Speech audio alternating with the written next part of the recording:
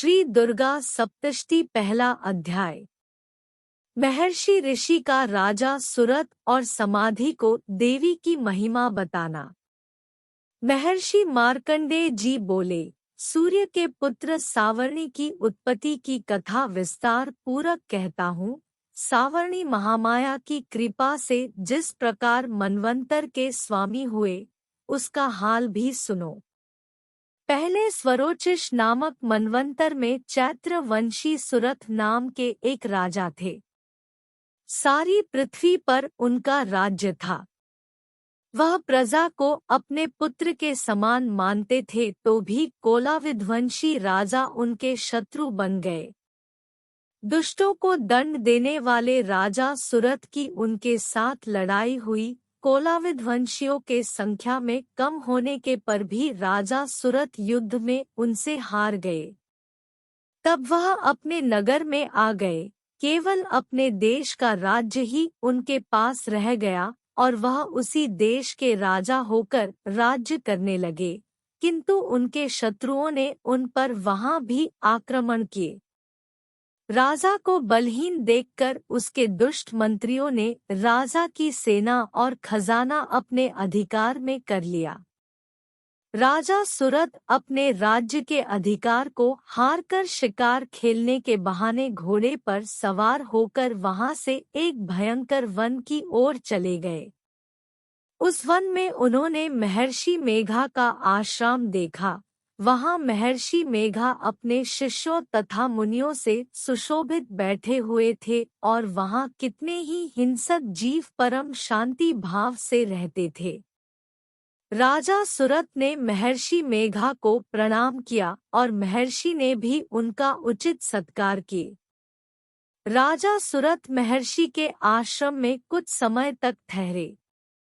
अपने नगर की ममता के आकर्षण से राजा अपने मन में सोचने लगे, पूर्वकाल में पूर्वजों ने जिस नगर का पालन किया था वह आज मेरे हाथ से निकल गया।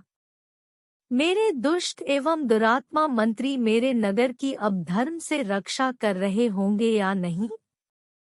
मेरा प्रधान हाथी, जो कि सदा मद की वर्षा करने वाला और शूरवीर था, मेरे बैरियों के वश में होकर न जाने क्या दुख भोग रहा होगा। मेरे आज्ञाकारी नौकर, जो मेरी कृपा से धन और भोजन पाने से सदैव सुखी रहते थे और मेरे पीछे पीछे चलते थे, वह अब निश्चय ही दुष्ट राजाओं का अनुसरण करते होंगे तथा मेरे दुष्ट एवं दुरात्मा मंत्रियों द्वारा व्यर्थ ही धन को व्यय करने से संचित किया हुआ मेरा खजाना एक दिन अवश्य खाली हो जाएगा। इस प्रकार की बहुत सी बातें सोचता हुआ राजा निरंतर दुखी रहने लगा। एक दिन राजा सुरथ ने महर्षि मेघा के आश्रम के निकट एक वैश्य को देखा। राजा ने उससे पूछा, भाई, तुम कौन हो? यहाँ तुम्हारे आने का क्या कारण है और तुम मुझे शोकग्रस्त अनमने से दिखाई देते हो, इसका क्या कारण है? राजा के यह नम्र वचन सुन वैश्य ने महाराज सुरथ को प्रणाम करके कहा। वैश्य बोला, राजन, मेरा नाम समाधि है। मैं धनियों के कुल में उत्पन्न एक वैश्य हूँ। मेरे दुष्ट स्त्री पुत्रादिकों ने लोभ से मेरा सब धन छीन लिया है और मुझे घर से निकाल दिया है। मैं इस तरह से दुखी होकर इस वन में चला आया हूँ और यहाँ रहता हुआ मैं इस बात को भी नहीं जानता कि अब घर में इस समय सब कुशल है या नहीं। यहाँ मैं अपने परिवार का आचरण संबंधी कोई समाचार भी नहीं पा सकता कि वह घर में इस समय कुशल पूर्वक है या नहीं। मैं अपने पुत्रों के संबंध में यह भी नहीं जानता कि वह सदाचारी है या दुराचार में फंसे हुए हैं। राजा बोले, जिस धन के लोभी स्त्री पुत्रों ने तुम्हें घर से निकाल दिया है, फिर भी तुम्हारा चित्त उनसे क्यों प्रेम करता है? वैश्य ने कहा, मेरे विषय में आपका ऐसा कहना ठीक है, किंतु मेरा मन इतना कठोर नहीं है। यद्यपि उन्होंने धन के लोभ में पड़कर पितृ स्नेह को त्याग कर मुझे घर से निकाल दिया है, तो भी मेरे मन में उनके लिए कठोरता नहीं आती। हे महामते, मेरा मन फिर भी उनमें क्यों फंस रहा है, इस बात को जानता हुआ भी मैं नहीं जान रहा। मेरा चित्त उनके लिए दुखी है। मैं उनके लिए लंबी लंबी सांसें ले रहा हूँ। उन लोगों में प्रेम नाम को नहीं है, फिर भी ऐसे ने स्नेहियों के लिए मेरा हृदय कठोर नहीं होता। महर्षि मार्कंड जी कहा, हे ब्राह्मण। इसके पश्चात महाराज सुरत और वह वैश्य दोनों महर्षि मेघा के समीप गए और उनके साथ यथायोग्य न्याय संभाषण करके दोनों ने वार्ता आरंभ की। राजा बोले, हे भगवन, मैं आपसे एक बात पूछना चाहता हूँ, सो आप कृपा करके मुझे बताइए। मेरा मन मेरे अधीन नहीं है, इससे मैं बहुत दुखी हूँ। राज्य धनादिक की चिंता अभी तक मुझे बनी हुई है और मेरी यह ममता अज्ञानियों की तरह बढ़ती जा रही है, और यह समाधि नामक वैश्य भी अपने कुल से अपमानित होकर आया है। इसके स्वजनों ने भी इसे त्याग दिया है। स्वजनों से त्यागा हुआ भी यह उनसे हार्दिक प्रेम रखता है। इस तरह हम दोनों ही दुखी हैं। हे महाभाग, उन लोगों के अवगुणों को देखकर भी हम दोनों के मन में उनके लिए ममताजनित आकर्षण उत्पन्न हो रहा है। हमारे ज्ञान रहते हुए भी ऐसा क्यों है? अज्ञानी मनुष्यों की तरह हम दोनों में यह मूर्खता क्यों है? महर्षि मेघा ने कहा, विषम मार्ग का ज्ञान सब जंतुओं को है। सबों के लिए विषय पृथक दो होते हैं। कुछ प्राणी दिन में नहीं देखते और कुछ रात को, परंतु कोई जीव ऐसे हैं जो दिन तथा रात दोनों में देख सकते हैं। यह सत्य है कि मनुष्यों में ज्ञान प्रधान है, किंतु केवल मनुष्य ही ज्ञानी नहीं होता, पशु पक्षी आदि भी ज्ञान रखते हैं। जैसे यह पशु पक्षी ज्ञानी है, वैसे ही मनुष्यों का ज्ञान है, और जो ज्ञान मनुष्यों में है, वैसे ही इन पशु पक्षियों में है, तथा अन्य बातें भी दोनों में एक जैसी पाई जाती है। ज्ञान होने पर भी इन पक्षियों की ओर देखो कि अपने भूख से पीड़ित बच्चों की चोंच में कितने प्रेम से अन्न के दाने डालते हैं।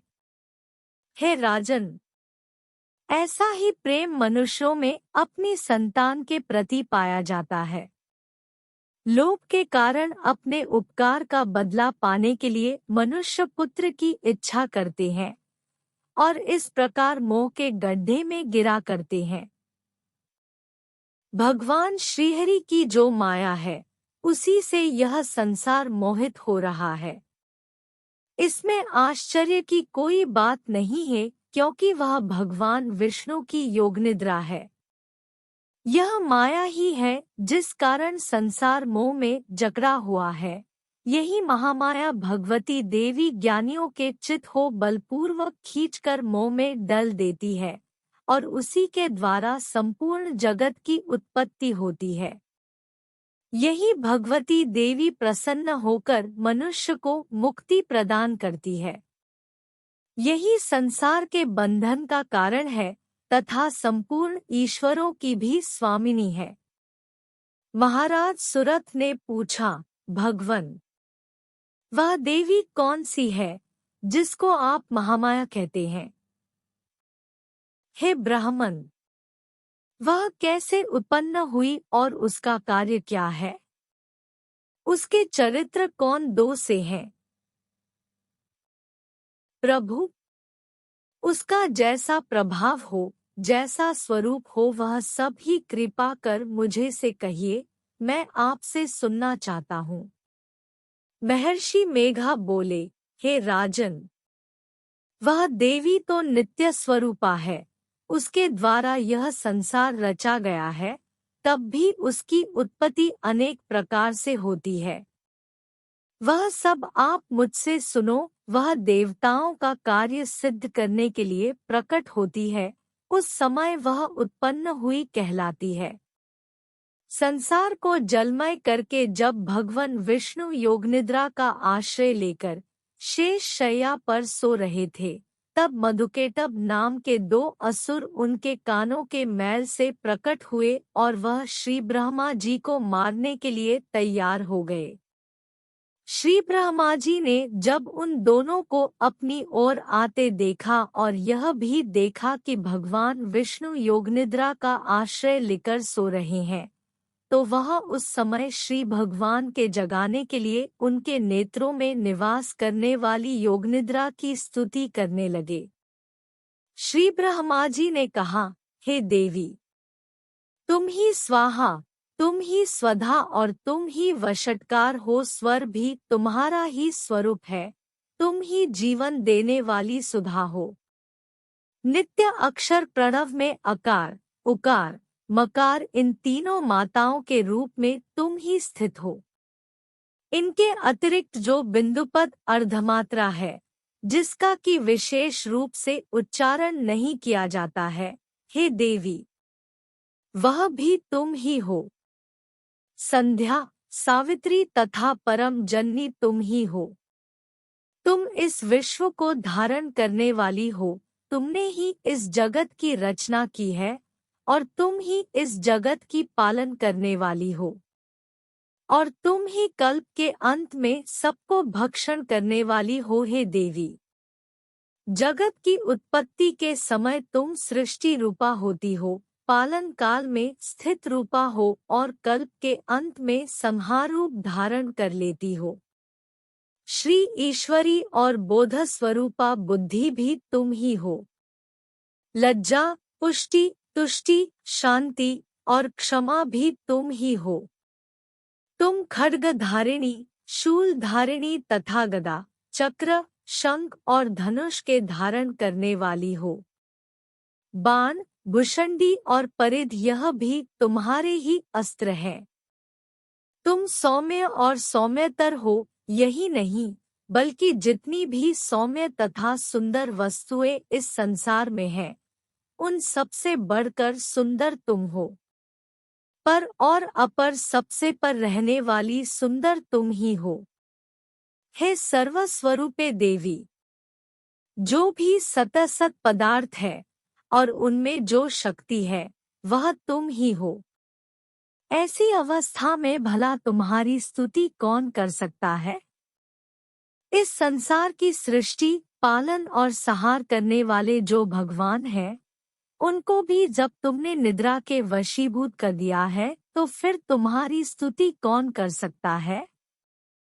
मुझे भगवान विष्णु तथा भगवान शंकर को शरीर धारण कराने वाली तुम ही हो।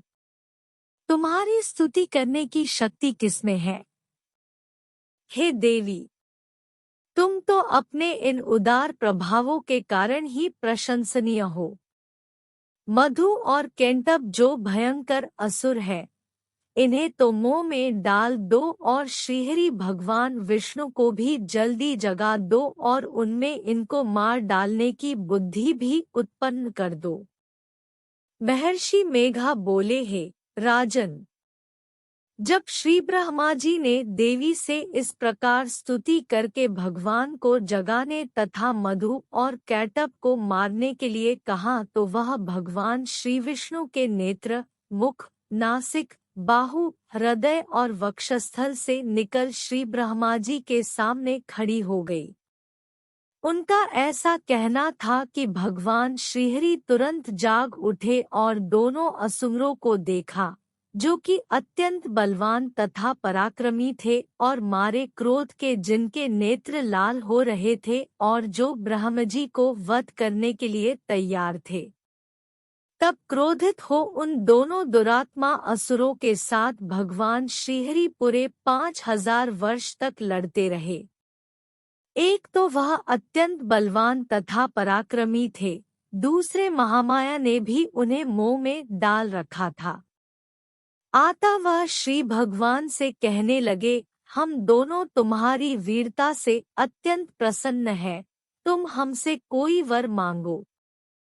भगवान ने कहा, यदि तुम मुझ पर प्रसन्न हो तो अब तुम मेरे हाथों से मर जाओ। बस इतना सा ही वर मैं तुमसे मांगता हूँ। यहाँ दूसरे वर से क्या प्रयोजन है? महर्षि मेघा बोले, इस तरह से जब वह धोखे में आ गए और अपने चारों ओर जल ही जल देखा तो भगवान श्रीहरि से कहने लगे, जहाँ पर जल न हो, सूखी जमीन हो, उसी जगह हमारा वध कीजिए।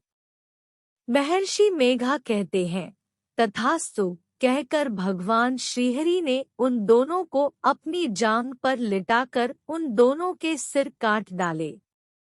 इस तरह ये देवी श्री ब्रह्मा जी के स्तुति करने पर प्रकट हुई थी। अब तुमसे उनके प्रभाव का वर्णन करता हूँ, सो सुनो।